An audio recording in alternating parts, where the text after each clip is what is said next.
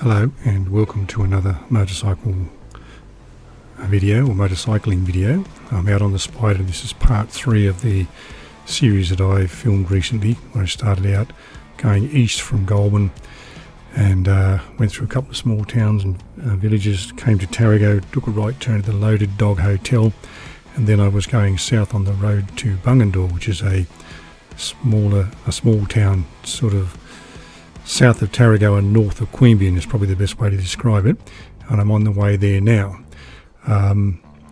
While I'm riding there, I'm going to try and get back to talking about motorcycling this time rather than talking about NAPLAN and teaching and education, all those sort of things.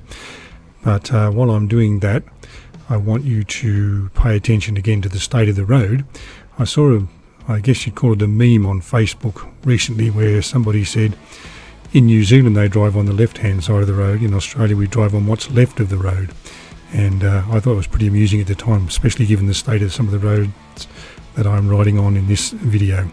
I acknowledge that there's been a lot of bad weather, a lot of rain and a lot of flooding, and that's caused the problem. And I'm hopeful that the councils and the various authorities that are in charge of repairing these roads do so quickly, and that the roads get back to being in the condition that they ought to be. Things to notice about any road, I guess, are first of all that the surface is reasonably flat. In other words, there's no potholes or divots or lumps out of it. That it has a marking down the middle to show you which side of the road you're supposed to be on, and to show you when it's safe to overtake and when it's not safe to overtake. Also that it has markings on the edge of the road so you can see where the edge of the road is now in the daytime. That's probably not all that necessary, but of course at night time it is necessary, so those white stripes are very handy for telling you where the edge of the road is. And also very handy those white posts that are sometimes plastic and sometimes metal that have the red or white reflectors on them that show you where the edge of the road is. Also it's very helpful if the trees are cut back a bit from the road, or the road is the tree line is back from the road a little bit, because you can get that shadow effect or dappling shadow effect, as I think I've referred to it before, where sometimes it's hard to see what's on the road because of the shadows and because the light dapples, and that can be a bit difficult, I guess, for your eyes to adjust to. Light in 1 minute, shadow and next, light, shadow, and so on. And obviously as you get older, that's harder for your eyes to adjust to. It just makes riding easier if the road is clear and there's not that sense of closed-inness, if that's the word that you get when you have the tree line very close to the road, or when the branches are hanging over the trees, hanging over the road, should I say. So have a look and see all those things as I'm travelling along here, and while we're doing that I'll talk about something related to motorcycling, and I have about 17 minutes to do that, so I've wasted 3 minutes already on this, so we'll get to the topic fairly quickly. There are lots of people on YouTube who give advice, and in other forums as well, but YouTube's what I'm familiar with, who give advice about riding motorcycles. Some of those people know what they're talking about, and some of them perhaps they don't. I should say first of all that I am not a qualified motorcycle instructor. I've had no formal training in motorcycling. I just have a license, and I've ridden a motorcycle for a long time, and I've clocked up a lot of kilometres, but it doesn't mean that everything that I do is right, or that I always know what I'm talking about. But there are people who do know what they're talking about. In the United States they have a thing called the MSF, beg your pardon, which stands for Motorcycle Safety Forum. A foundation, I beg your pardon, Motorcycle Safety Foundation. And it must be a national body that I think is the body that accredits people to train others to ride motorcycles. So in Australia you have to do a course called Stay Upright before you can get a learner's permit. I believe in America that you have to do this MSF course in every state before you can get the equivalent of the learner's permit.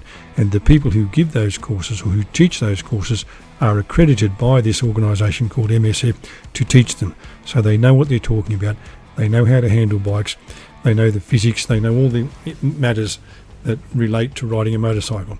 And so I suppose in one sense you could say they are experts and they do know what they're talking about. Now one guy that I pay a bit of attention to on YouTube is a bloke that runs a thing called MC Rider. The channel's called MC Rider. I should say here, he doesn't know I'm talking about his channel. He hasn't paid me to do so, he hasn't asked me to do so, and he probably isn't even aware that I'm talking about his channel, but He is an MSF qualified instructor and does do motorcycle training and provides training videos. There is a bloke in Australia whose name I can't remember, and I've struggled to find the links for him, but he does similar training through HART, which is the Honda Advanced Rider Training team, and he does videos on riding motor scooters. Now the differences are not all that much. The geometry and all the other things that relate to riding a scooter are very similar to riding a bike. It's just that generally the size of the engine and the layout, the design of the bike is slightly different. Anyway, to get to the point, this MC Rider guy was recently doing a bit of a Q&A, and somebody wrote to him and asked him what was the purpose of front brakes on motorcycles. And the person who wrote this thing said his bike didn't even have any, and he didn't know anyone who used them, and he didn't know what the point of them was. Now, as well as not knowing how to spell the word brakes properly, he was using the word B-R-E-A-K-S when he meant B-R-A-K-E-S. The gentleman, and it was a man who'd asked the question, had already answered the question, so it seemed a bit pointless to be asking the expert for advice.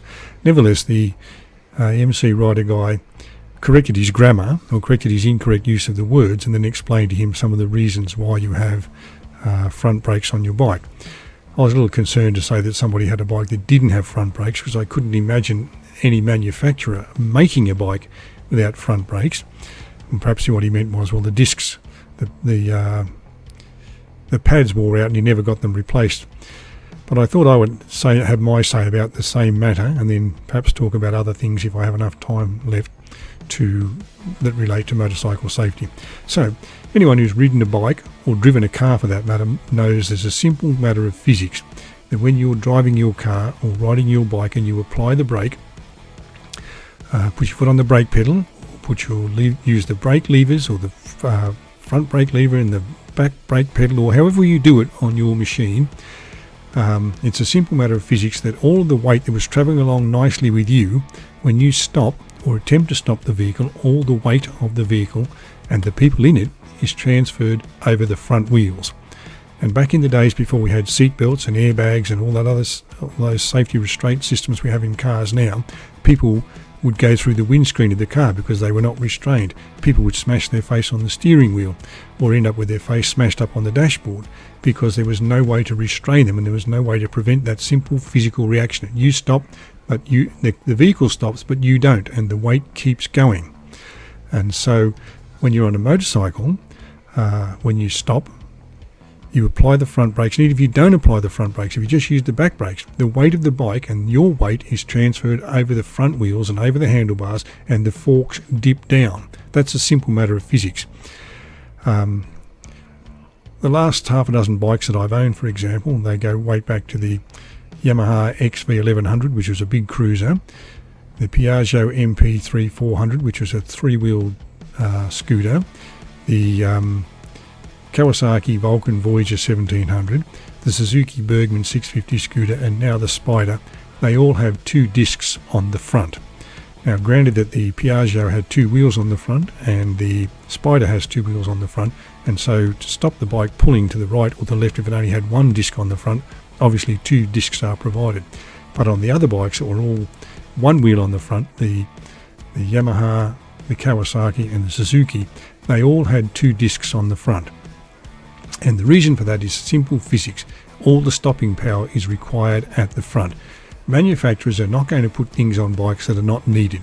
They're not going to put two discs if one will do the job. And as an example, my son, he has a Harley. I can't remember which model it is, but it only has one disc on the front. And I, having only ridden the bike once and being used to the two on the front, two discs on the front, thought it was an oversight and that it needed the two discs. Obviously, the engineers who designed that bike and worked out the weight and all the other factors that are involved in that kind of thing thought one disc would be sufficient. But in my view, two were needed. People who make, design and do the engineering for bikes are not going to put things on there that aren't needed because it's a cost factor. Everything that they do, they've got to work out the dollar value of. If we put two discs on, that's going to cost X amount of dollars. That's going to push the price up by X amount of dollars. Are we going to be able to sell this bike at that price and make a profit and so on? So the discs are there for a reason. All the stopping power is at the front of the bike. And if you don't apply the front brake, and you only use your foot brake and apply the back brake, you'll not get as much stopping power because the traction of the front wheel won't be as good, but you'll still get that effect of the forks dipping and the weight of the bike transferring to the front. There's no way you can avoid that. So the front brakes are there for a reason, and anyone who rides a motorcycle knows you should use them. The trick is to be able to feather the use of the front brake and the back brake with ABS and EBD if you have those things, so that you don't have a sudden lurch forward, so that the bike doesn't stop suddenly, but it stops smoothly and you don't lurch. So that's my piece about why the front brakes exist. So I've only got 7 minutes left to talk about the rest of the issue, and that is to do with the general matter of maintaining your bike or vehicle, whether it's a bike or a car for that matter, in a roadworthy manner. Every state in Australia, every country in the world has a set of rules and laws that determine how vehicles are supposed to behave when they're on the road, or the people who own the vehicles are supposed to behave. So we have the road rules, and there are laws and there are punishments. If you drink and drive, you'll be fined, and your license will be suspended, and you'll have to have an interlock. If you drive under the influence of drugs, you'll be fined and you'll have your license suspended. If you speed, you'll be fined, and if you accumulate enough points in Australia, your license will be cancelled for a period of time, and so on. But aside from all those written rules and laws, there is almost an unwritten code that exists between everybody that's on the road. And the unwritten code, I think, could best be summarised as this. I, as a person in a vehicle, be it a car or on a motorcycle or whatever it is, want to get in that vehicle and go from A to B and then back to A, assuming that A is my home, and I want to be able to do it safely. I want to start out at home in one piece. I want to go to where I have to go and do what I have to do, and when I've done that, I want to be able to get back in my vehicle and go back to where I came from and get there in one piece, and I want all of my family to be able to do the same thing. And everybody else that's on the road is hoping for the same thing. So we all in Australia agree to drive on the left-hand side of the road because that's the law, but it's also the safest way to do it. We agree to stay in our lane. We agree to signal when we're changing lanes or when we're turning a corner or whatever. We agree to drive to the speed limit. And most of us agree to do those things because that's the law, but also it's, as I said, this unwritten code that we have between ourselves. The other part of that code is to say that we all agree to varying extents to maintain our vehicles in a roadworthy manner. Now what I mean by that is that when you buy a new car, it has met all of the design rules to be sold in Australia, and it's met all the rules and regulations that apply for the state where you live for it to be registered and be on the road. In New South Wales, if your car is new and within the first 5 years, you don't need to have it inspected. But after the first 5 years, you have to every year go and take it for what's called an e-safety check. It used to be once called the pink slip, now it's called the e-safety check. It's the same thing. What it is a qualified mechanic who has a licence from the government to conduct these e-safety checks, conducts the e-safety check and determines that your bike or car is roadworthy. In the case of bikes, it kind of looks at the tyres, it looks at the lights, it looks at the blinkers, it looks at the brakes, it looks at the exhaust, checks the oil leaks, checks the noise level and so on. And if it finds any fault in those areas, that you are told about that. So if you've got a blinker that doesn't work, or a tail light that's not working, or whatever, or there's an oil leak, or your brakes need replacing, or your tyres don't have enough tread on, you're told about those things, and you either agree to get them replaced and get it fixed, or they issue you with a defect notice. If you issue with a defect notice or have failed to pass the inspection notice, that means you can't register your bike and you can't ride it on the road. Other states don't do that. They just send you the registration renewal every year, and you pay that money and your bike is registered and you ride it, or your car and so on. And I guess the only way you know if your bike is roadworthy is if the police pull you up and say, listen mate, your tyre's bald, you've got to get it replaced. If you don't, I'm going to give you a roadworthy, I'm going to give you a defect notice now saying your bike's not roadworthy. Leave it here and arrange to get the tyre replaced, or whatever it is. I'm not exactly sure how it works, but when the police pull you up and say, listen, tail light's not working, tyre's bald, whatever, you get it fixed, or your vehicle was put off the road. Now, for the most part, most of us take our cars and bikes and whatever it is, and we get them serviced whenever they're required, and when they get serviced, the people at the garage, they also look at things like that, say, well, your tyres are a bit bald. For example, we just had our Toyota Camry serviced, and they did all the things that the required service said, and then they said to us, you need 4 new tyres, so we just went and got them. There's no point in arguing about it, because you know you need to do it. So most of us maintain our bikes and our cars in this roadworthy condition because we want them to be safe. We want to be able to get from A to B safely, and we agree that this is what we should do. For those who don't, who will decide, well, I don't need front brakes and the pads are worn, so I'm not going to get them replaced because I never used the front brakes, you are doing 2 things. Number one, you're putting your own safety at risk. And you might say, well, that's my right, I'm allowed to do whatever I want. And in the society where everybody's free to do whatever they want, yes, you can argue that's the case. But, and there's a big but to this, when you're out on the road, whether it's been your 150 kilogram scooter or your 450 kilogram Spyder or your 850 kilogram car or your 1.8 ton car or whatever it is, you are also responsible for other people on the road. You're responsible for them in the sense that you have to drive in a way that is safe for you and safe so that they will get from A to B without being injured. And if your car is or vehicle is not roadworthy, then you are potentially putting that another person at risk. I'd like to think when I'm out on the road riding that anyone else who's driving a car or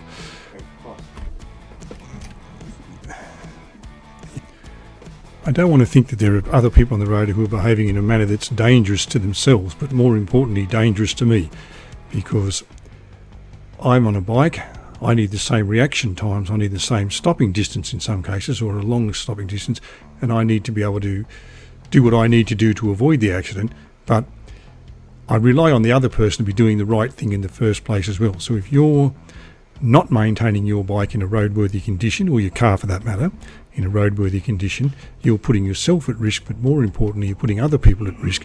And even in the free society, you don't have the right to do that. All right, well, that's my bit about motorcycle safety and listening to the experts and roadworthiness of bikes and so on. I'm not here to tell you what to think, but I hope it gives you cause to at least think about the matter. And I'll talk to you again when I'm making the next video. So thanks for watching.